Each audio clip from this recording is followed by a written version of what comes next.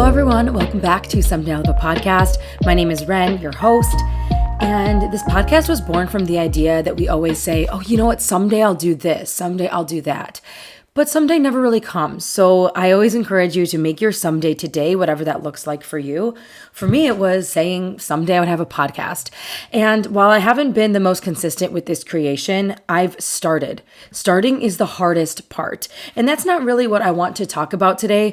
But realistically, starting something is the hardest part, whether that be getting up to go to the gym. Like getting out of your house and getting to the gym is the hardest part. Setting up a new account, connecting things to Spotify to create a podcast, reaching out to a league of some kind in your area to get involved with an adult sports league. The hardest part is starting. Once you get the ball rolling, once you send that first email, once you give the first call, once you do your first part of research, that catapults you into the thing that you want to be doing. And like I said, it looks different for everyone. And with that being said, I just thank you so much for being here. Thank you for clicking on this podcast. Like I said, I know it has not been very consistent, but I'm trying to at least upload once per month and hopefully get that schedule back up to normal, back up to more often within these next couple months. I recently moved to South Carolina for our next rotation. For some background, if you are unaware, my boyfriend does travel physical therapy, and therefore every 3 to 6 months we move around to usually a different state, a different city, somewhere within the US so far. And we live there for a few months. We are able to explore the new community, a new city, engage in the nature that's around, and it's really cool. And this time around, it actually wasn't my idea. It was actually my boyfriend Logan's idea to make this rotation or this next 3 months all about creation. And it kind of inspired me, which is funny because I feel like I'm always the one that's like, oh, I need to create. I need to make a video. I need to do this Instagram video. I need to make a post. I need to, make a rave outfit and go thrifting and redo this and blah, blah, blah. And the fact that he was like, no, this is the perfect time for us both to create something. I'm like, that is so cool. And I'm just feeling really inspired. So Logan, if you're listening, thank you. And hopefully you listeners will also get inspired by listening to this episode just to start something. Again, this is really not what I was going to talk about today, but I think it kind of is a good segue into what I do want to talk about, which is the power of 10 minutes. Or the power of 1 minute. And I think that I often don't realize that power. And what has made me kind of shift into that realization lately is I teach English as a second language online, and I work in 50-minute increments. My lessons are 50 minutes with a student. And so let's say, for example, I have a class at 10 a.m. It will go till 10:50. My next class will start at 11. So I have this little 10-minute gap. And for a while, I was like, oh my gosh, what am I supposed to get done in 10 minutes? And then it hit me as I'm working through my day, you can get a lot done in 10 minutes.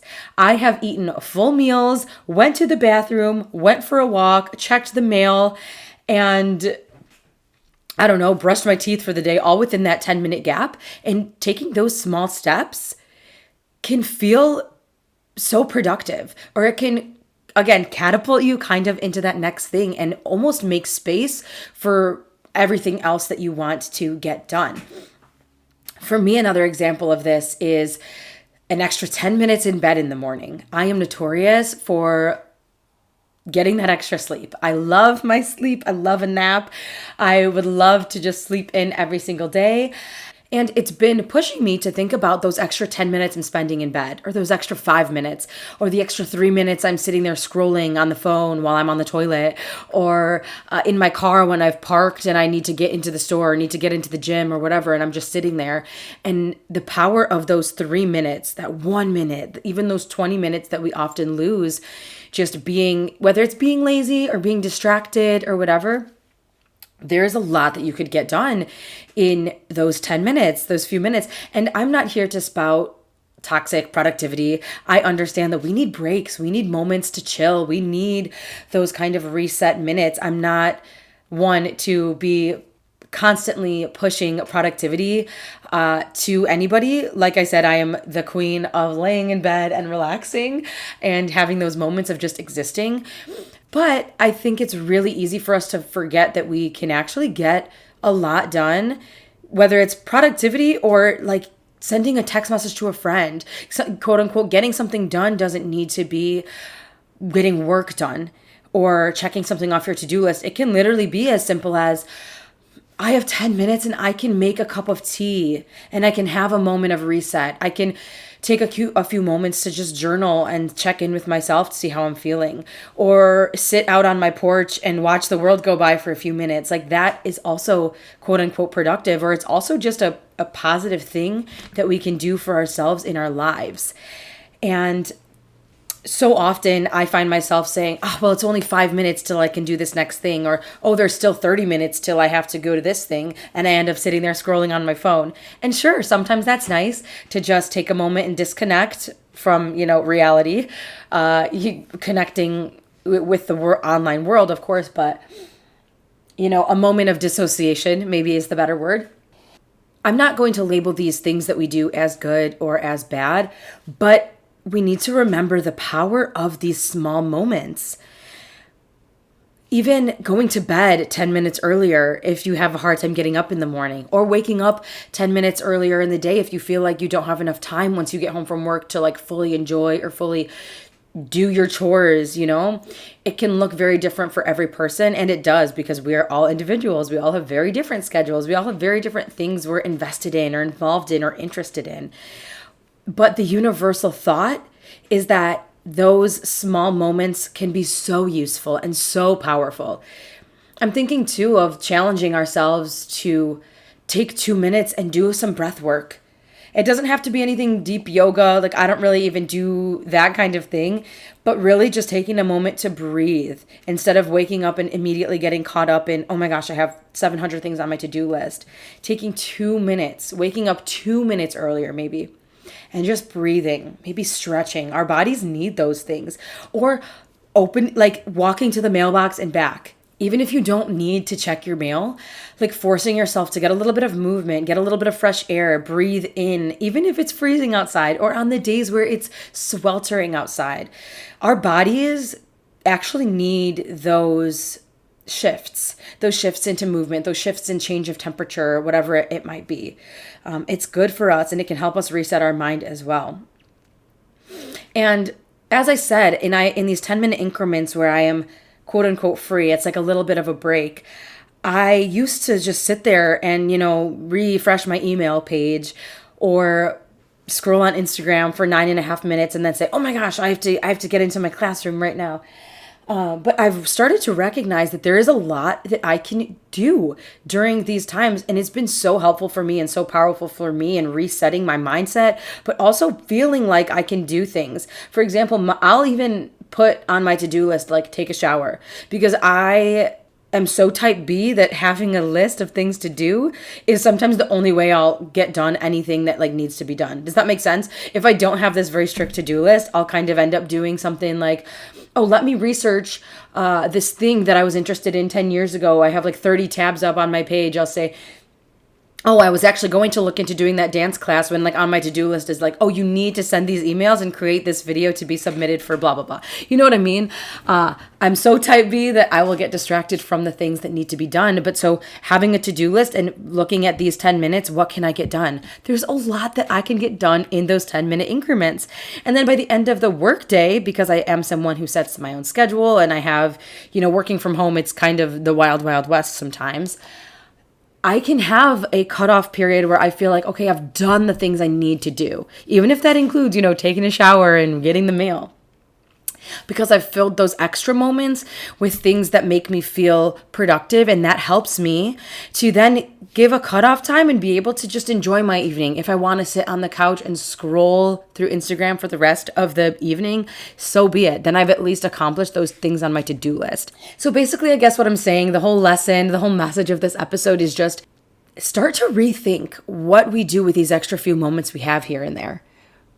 Whether it's in the morning when we first wake up, if it's on our way to work, if it's when we're using the restroom. if it's while we're cooking dinner, if it's in between meetings, whatever it looks like for you, rethink how you're spending it and how you're able to spend it. Can you maximize on it in a different way? I think that's a cool little challenge, especially while we're moving into the colder months of the year. It might be helpful to reassess our time and see what we can do to, kind of avoid that seasonal depression or avoid those feelings of even tiredness or fatigue. So with all that being said, I would love to take you into my arguably favorite part of the episode where I recommend some music to you. This is always from my on repeat playlist that Spotify makes for me based on the music I've been listening to on repeat. Pretty self-explanatory. I think that music is something that can really bond us. I think it's something that we've celebrated for centuries. When we used to, have drum circles around the fire under the full moon. A lot of times we still do that. But I think music really can be something that can heal us and bond us and just do wonders for ourselves and our souls. So I always like to recommend something I'm getting down to lately.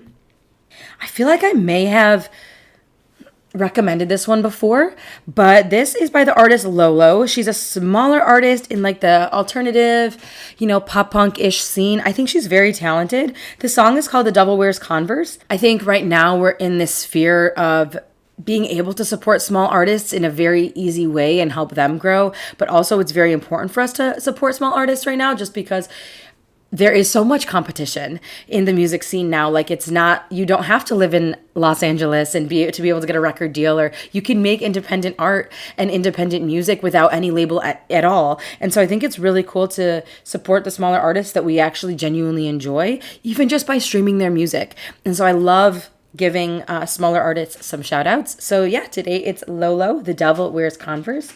And to round out the episode, I just want to say thank you so much. Any type of engagement that you can give to small artists, that includes me. It includes your favorite podcasters. It includes people making videos. It includes people have their own Etsy shops or doing holiday markets this time of year. Like, supporting small business and small artists, there's so many ways you can do it besides actually financially. You can stream their digital art. You can leave nice reviews on their pages. There's lots of ways that you can do that. You can share their art on social media. You can share with your friends and family the things that you're interested in, whether it be someone's Etsy shop or a Spotify podcast, and you can do that for completely free. It's really important. And so I thank you so much. Word of mouth goes so far. I thank you for any sort of engagement that you leave here, whether it be a comment or a view or sharing it with your friends. I thank you for listening, and I hope that you come back for the next episode of Someday I'll Have a Podcast. I hope that you took something from this, and I hope that you feel encouraged to make your someday today, whatever that might look like for you. And I look forward to having you join me for the next episode.